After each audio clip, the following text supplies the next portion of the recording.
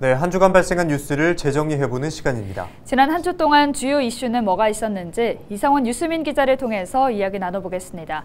화상으로 연결해봅니다. 안녕하십니까? 네, 안녕하십니까. 뉴스민 이상원 기자입니다.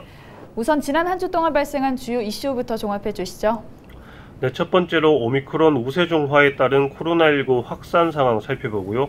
이어서 제2대구의료원 타당성 용역 중간 보고 소식 짚어보겠습니다. 끝으로 방역 방해 혐의로 기소된 신천지 대구교회 관계자들에 대한 항소심 재판 결과 살펴보겠습니다.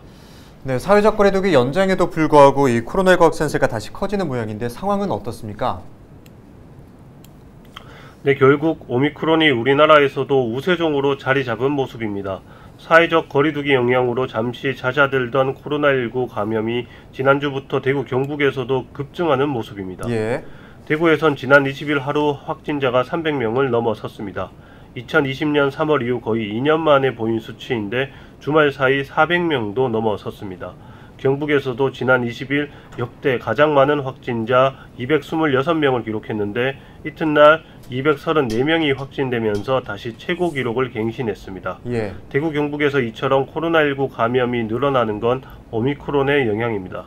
대구 보건환경연구원 변이검사 결과에 따르면 지역 오미크론 분포율은 최근 일주일 사이 81.6%로 우세종으로 자리 잡은 것으로 파악됩니다. 오미크론 확산에 따라 방역당국도 긴급하게 추가적인 대책을 내놓고 있다던데요. 네, 지난 20일 대구시는 의료 방역 대응 전략 긴급회의를 열었는데요. 이날 회의에 참석한 전문가들은 오미크론 확산으로 중증 전환율은 낮아졌지만 경증 환자 급증에 따라 방역 정책을 동네 의원이 재택치료 환자의 상당 부분을 맡아 관리하는 방식으로 전환해야 한다고 강조했습니다. 네.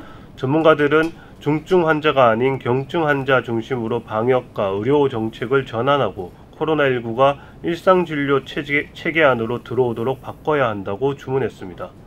지역 의료기관과 의사회도 감염병 관리와 위기 대응을 위해 방역 상황을 공유하고 재택치료 의료기관 확대 및 병상 확보 등에 보다 긴밀히 협력하기로 했습니다. 네, 제2대구의료원 타당성 용역 중간보고회가 열렸다고 하던데요. 중간 결과는 어떻게 나왔습니까? 네, 대구시가 지난해 2월 이후 본격 추진하기 시작한 제2대구의료원 건립이 용역에서도 필요성이 있는 것으로 확인됐습니다. 지난 19일 열린 용역 중간보고회에 참석한 복수의 자문위원들에 따르면 중간 결과 제2의료원 건립 필요성은 인정된 것으로 확인됩니다.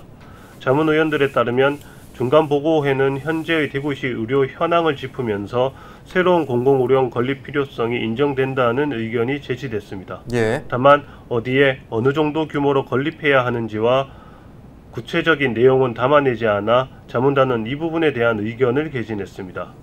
대구시는 내달 마지막 주에 최종 보고회를 가질 예정입니다.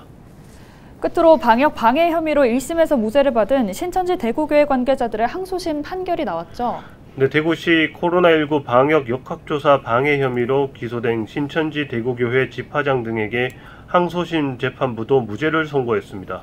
대구시 당국의 교인 명단 제출 요구가 역학조사에 해당하는지가 유무죄를 가르는 쟁점이 됐는데요. 네. 항소심 재판부도 법률상 교인 명단 제출 요구가 역학조사에 해당하지 않는다고 판단했습니다. 대구고법 제2형사부는 감염병 예방법상 역학조사 규정의 해석은 엄격해야 한다며 교인 명단 제출 요구는 법률상 역학조사에 관한 요건을 충족하지 않는다고 판결 이유를 밝혔습니다. 이와 별개로 대구시가 신천지 예수교회를 상대로 제기한 1,000억 원대 손해배상 소송이 지난 14일 시작됐습니다. 네, 이슈 점검은 여기까지 듣겠습니다. 지금까지 이상원 뉴스민 기자였습니다. 고맙습니다. 네, 감사합니다.